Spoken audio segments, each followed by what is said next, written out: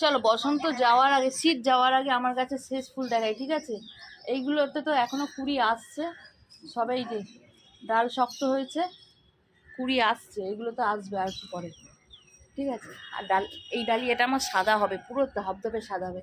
এইটার কালারটা দেখেছো কত সুন্দর এসছে?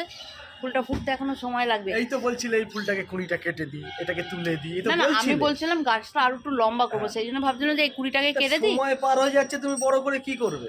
কালকে এত বাসন মেজেছি, এই যে এই গামলাটা খালি করে গোছাবো বর বেরোলে তারপর, কিন্তু যেই না গোছাবো আবার দুপুর না হতে হতে ভরে যাবে। এখন বরের জন্য খাবার হচ্ছে, এখানে হচ্ছে দেশি রাইস, ফ্যাড রাইস। ওরই কি করছে দেখার দরকার নেই, ঠিক আছে? তুই তোর পড়াটা কর, তাতেই আমার জীবনটা উদ্ধার হবে। আর এইভাবে জামা কাপড় কে ফেলে রেখে গেল? হ্যাঁ, অন্য কারোর থেকে আশাও করতে পারি না এটা। মুখ শুকিয়ে বসে রয়েছে, কে কখন বিস্কুট খাবি, গাজর খাবি আমাকে দিবি। কিরে কি হয়েছে? চ দেখি বাবা কি করছে, চ। তোমার হয়েছে? তোমার রান্না হয়ে গেছে, তোমার জন্য ফ্যারা রাইস। কি ফ্যারা রাইস?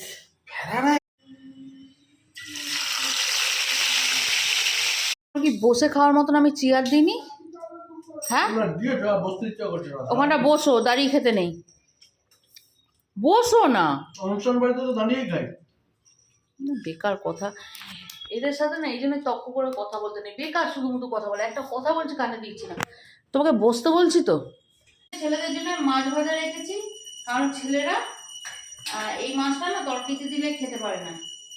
আমাদের তো ভালোই লাগে, কিন্তু এরা তরকারিতে দিলে খেতে পারে না। একটু ভেজে দিই, এটাকে যদি ভাজা রাখি খেয়ে অল্প একটু দিই, ডাল দিয়ে খাবি, ডাল দিয়ে খাবি।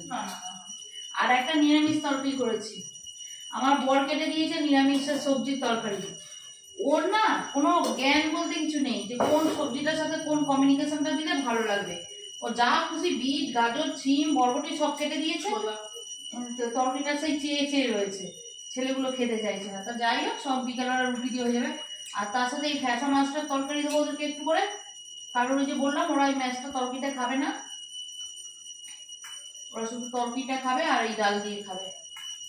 যা দিয়ে খায় বাবা, আমার ভালো লাগে না, এক না এদের শেষই হয় না, বুঝেছো? এই হচ্ছে আমাদের রান্নাবাড়ি। আমাদের মাছটা দেখা, এই যে আমাদের মাছটা এইভাবে তরকিতে দিয়ে দিয়েছি, আর ওদেরটা ভাজা রেখেছি।